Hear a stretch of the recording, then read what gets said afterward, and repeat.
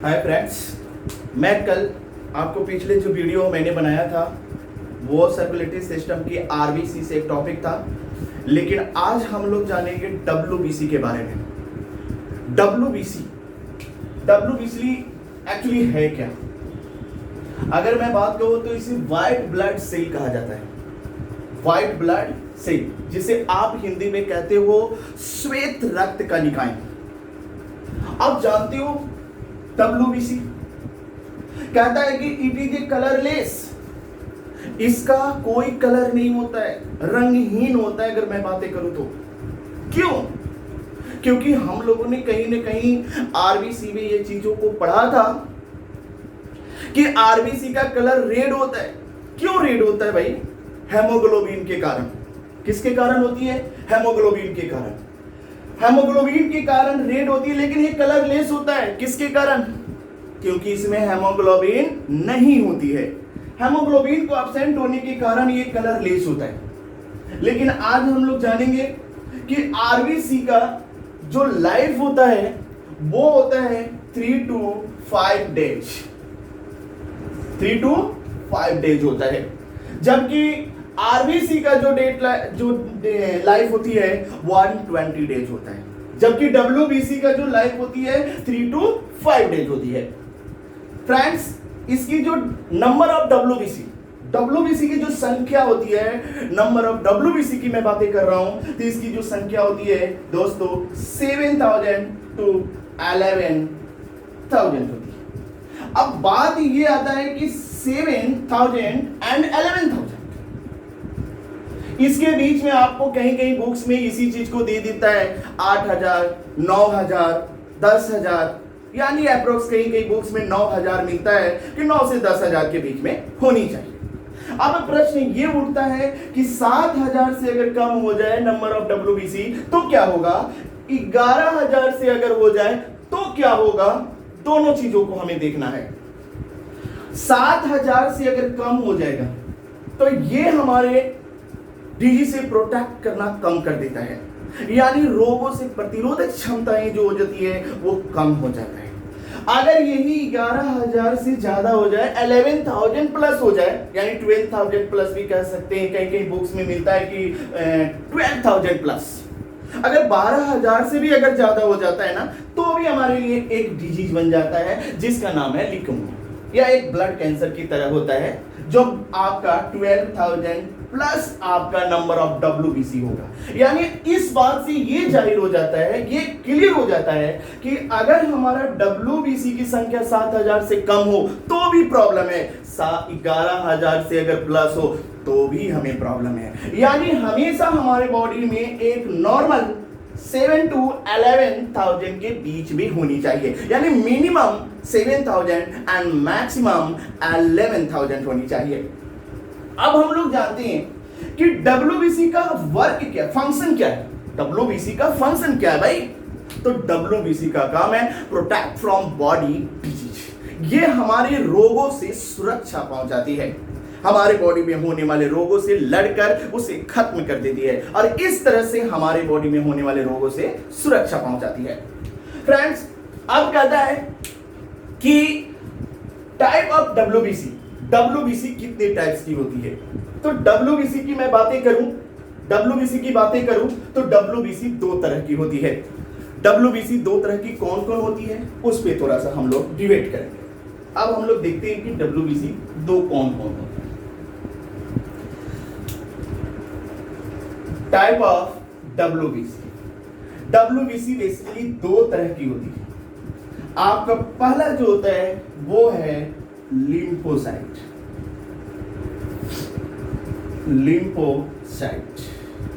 दूसरा जो है आपका मोनोसाइट। जबकि लिम्फोसाइट भी 2 तरह की होती है।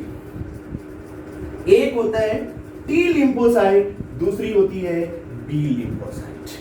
अब हम आगे चल के देखेंगे कि लिम्फोसाइट का क्या काम है और मोनोसाइट का काम क्या है।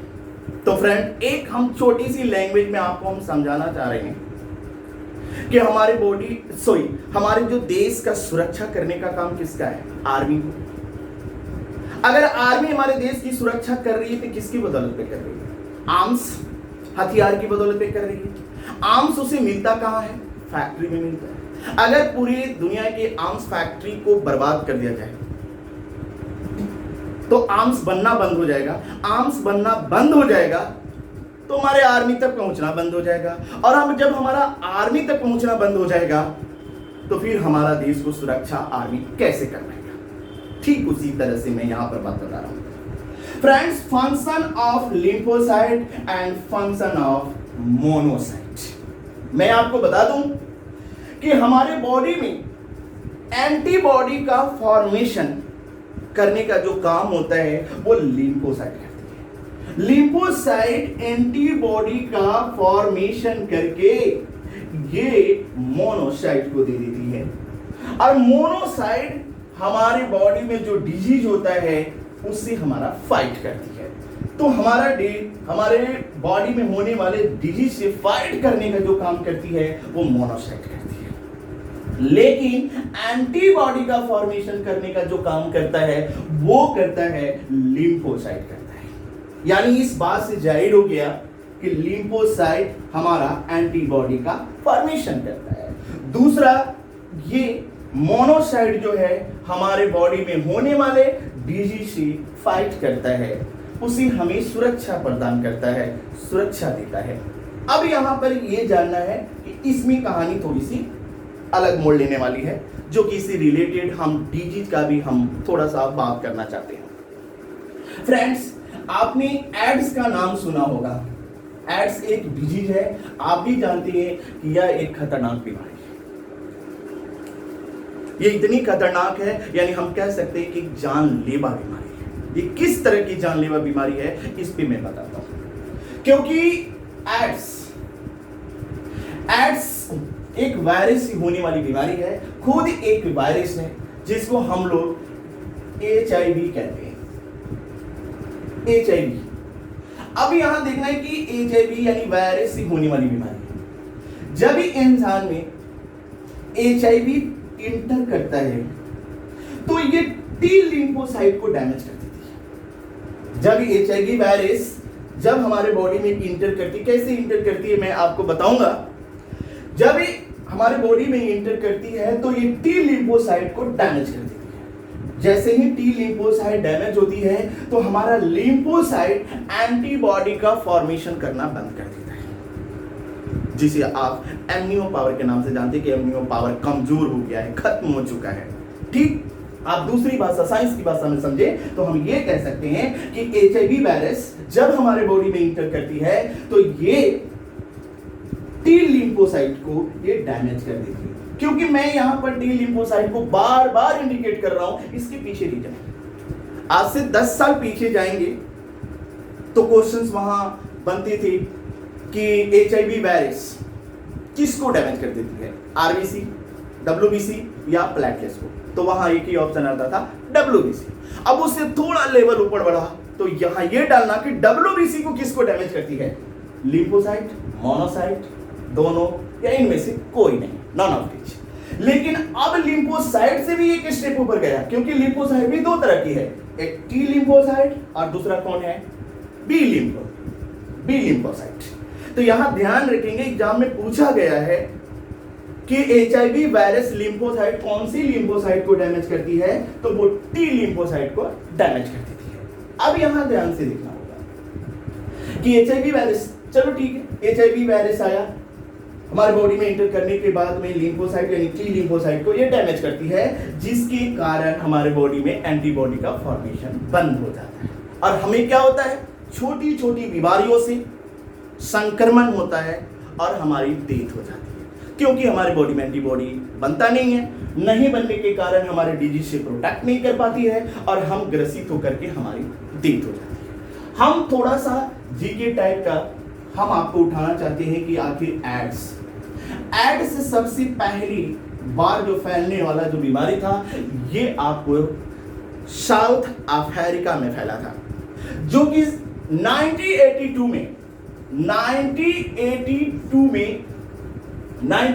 में अमेरिका के डॉक्टर गोटियर ने, अगर मैं बात करूं तो गोटिएव ने डॉक्टर गोटिएव ने 1982 में सबसे पहली बार HIV से ग्रसित यानी HIV डिजीज के बारे में पता लगाया था। यानी आप कह सकते हैं कि फाउंडर ऑफ HIV वायरस कि नहीं, कुछ डिजीज के बारे में फाउंडर ऑफ एड्स डिजीज बारे में जो फाउंड किया था वो करने वाला था डॉक्टर गोटी। एक क्वेश्चंस और आते हैं कि भारत में, इन इंडिया की बात कर रहा हूं, इंडिया में सबसे पहली बार एड्स जैसा मामला कहां देखा गया और कब देखा गया? तो मैं बता दूं फ्रेंड्स कि 1986 में ये चेन्नई में सबसे पहली बार देखी गई थी। और मैं बता दूं कि चेन्नई में सबसे पहली बार इस तरह की मामला आया भारत में 1986 में, और एड्स बीमारी का पता लगाने वाला वो डॉक्टर गोटिएव 1982। ये कहां के रहने वाला था? अमेरिका के गोटिएव रहने वाला था। लेकिन भारत में सबसे ज्यादा एड्स से ग्रसित अगर कोई भारत में स्टेट है तो वो है आपका मुंबई। अकॉर्डिंग 2011 के अनुसार अगर देखा जाए तो भारत सेकेंड स्थान पे रहा।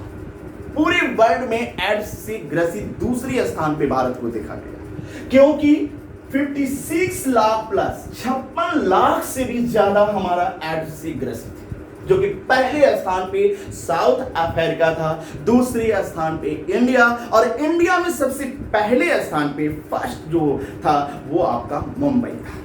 लेकिन आज अकॉर्डिंग टू 2018 की बात 19 की बात कर रहा हूं, इसकी अकॉर्डिंग भारत अभी तीसरे स्थान पे है, और दूसरे स्थान पे आपका पड़ोसी मुल्क पाकिस्तान है, और पहला स्थान अपना बरकरार बना के रखा है साउथ अफ्रीका।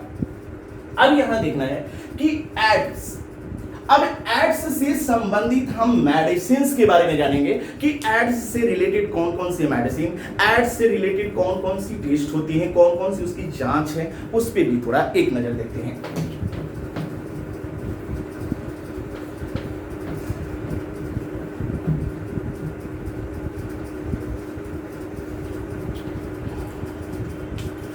एड्स की अगर मैं टेस्ट की बात कहूं, जांच की बात कहूं, तो आपको मैं बता दूं कि एड्स की सबसे पॉपुलर जो है एलिजा टेस्ट, कई बार एग्जाम्स में आ चुके हैं, लेकिन आज सावधान रहना होगा क्योंकि एड्स से रिलेटेड 4 टाइप का टेस्ट है।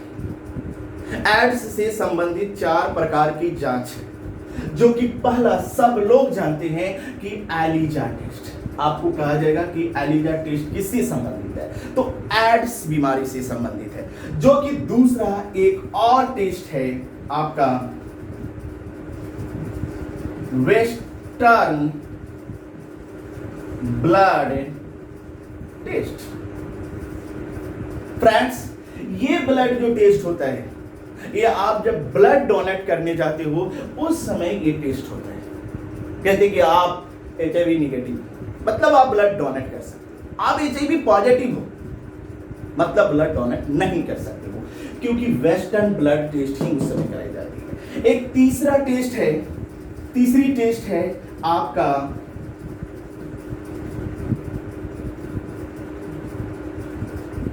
कार्पेस टेस्ट।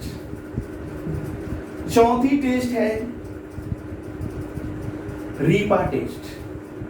तो फ्रेंड याद रहे, हमें 4 टेस्ट हमारे लिए इंपॉर्टेंट है। सबसे पॉपुलर जो टेस्ट है वो है आपका एलिजा टेस्ट, दूसरा है वेस्टर्न ब्लड टेस्ट, तीसरा है कार्पेस टेस्ट, और चौथा आपका टेस्ट है आपका रीपा टेस्ट। ये 4 टेस्ट। अब याद रहे कि अगर एलिजा टेस्ट ना पूछ करके वेस्टर्न ब्लड टेस्ट के बारे में भी पूछ सकता है, कार्पस टेस्ट के बारे में भी पूछ सकता है, या रीपा टेस्ट के बारे में भी पूछ सकता है। तो इसमें आप चारों टेस्ट आपके लिए मोस्ट इंपॉर्टेंट है। ये चारों का चारों टेस्ट के बारे में आपको जानना जरूरी है, क्योंकि मेरी हो सकता है कि ऑप्शन में एलिजा टेस्ट ना डाला हो और इस 3 में से कोई डाल दे, आप उसका राइट आंसर कर लेना। या ऐसा हो सकता है कि तीनों का तीनों दे दे और बोले कि इसमें से सभी है, तो आप देख लेना अकॉर्डिंग टू क्वेश्चंस किस टाइप का वहां पर सेट किया गया है, उसके अकॉर्डिंग आप देख सकते हैं। इससे रिलेटेड मेडिसिन भी हैं, अब वो मेडिसिन जो हैं वो कौन कौन है, मोस्ट इंपॉर्टेंट जो मेडिसिन हैं उसके बारे में भी आप थोड़ा सा देख सकते हैं। पहला है एजजेड, दूसरा है आर्मेनिकम,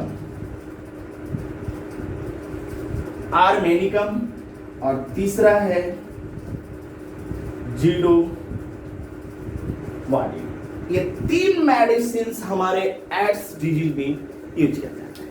हम इसके बारे में बताएंगे कि एड्स में तो दवाइयां काम नहीं करती हैं, तो फिर ये मेडिसिन आए कैसे, आपको मैं डिप्थ में बताऊंगा, क्योंकि भी बेसिक चीजें कर रहा हूं।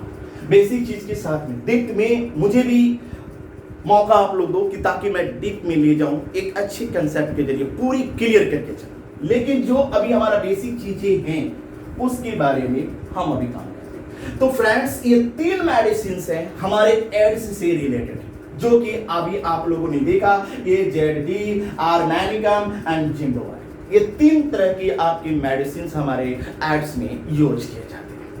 अब यहां पर देखना कि एड्स फैलता कैसे है। देखो, एड्स फैलने की कई रीजंस हैं, एड्स फैलने की कई रीजंस हैं।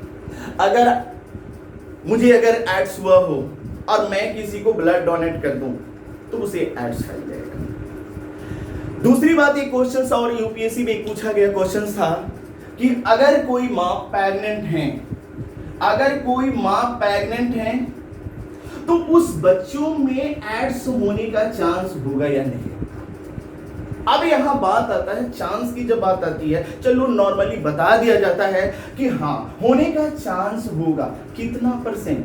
20% होने का चांसेस होता है, 20% होने का चांस होता है। लेकिन मैं आपको बता दूं कि जिस वायरस की बात कर रहे हो ये खुद आरएनए है, डीएनए नहीं है।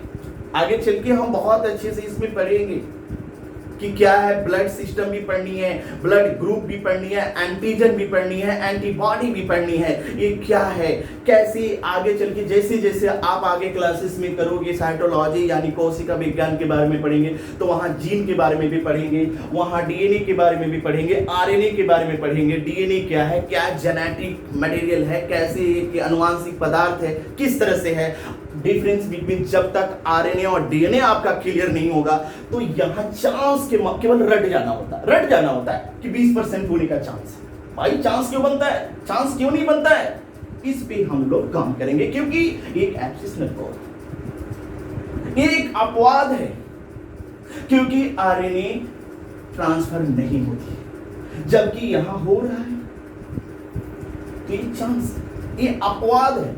तो इस पे भी हम लोग डीप में बातें करेंगे। तो मैं आपको बता दूं कि एक छोटी मैं आपको 20 मिनट 25 मिनट की आपके सामने मैं वीडियो हमेशा लेके आता रहूंगा। आप मुझे सब्सक्राइब करें, मेरे चैनल को लाइक करें, शेयर करें, लाइक जरूर ठोकें, शेयर जरूर करें। और मैं आपको आज इंपॉर्टेंट एक बात बता दूं कि आप ज्यादा से ज्यादा शेयर करें, ज्यादा से ज्यादा सब्सक्राइब करें, लाइक करें, ताकि मैं आप लोगों के लिए एक शेड्यूल बना सकूं। उस शेड्यूल के जरिए मैं आपको पर डे, मैं पहले भी फेसबुक जरिए मैंने आप लोगों को इंफॉर्मेशन दे दिया है कि मैं पर डे एक शेड्यूल से आऊंगा। एक लाइव क्लास आना भी पड़े या नॉर्मली आपको वीडियो भेजना हो तो मैं इसी तरह से मैं भेजता रहूंगा। और आप मुझे जरूर लाइक करें मेरे चैनल को। मैं चाहता हूं कि पीसीएस, सीजीएल या यूपीएससी लेवल की मैं एक अच्छे कंसेप्ट के जरिए, एक शेड्यूल के जरिए प्रॉपर ढंग से डेली हम किसी भी एक टाइम हम लोगों ने सेलेक्ट करेंगे। आप अपना टाइम सेलेक्ट करके मुझे जरूर बताएं कि मैं अपना शेड्यूल कैसे तैयार करूं। आपको हम 1.5 घंटे का कंटिन्यू क्लास देने की कोशिश करूंगा, ताकि एक अच्छे से, क्योंकि मुझे फिजिक्स, केमिस्ट्री और बायो तीनों क्लास को मुझे कंसेप्ट के जरिए हमें तैयार करना है। बाकी इसी तरह से बने रहें, लाइक ठोके, शेयर करें। थैंक्स।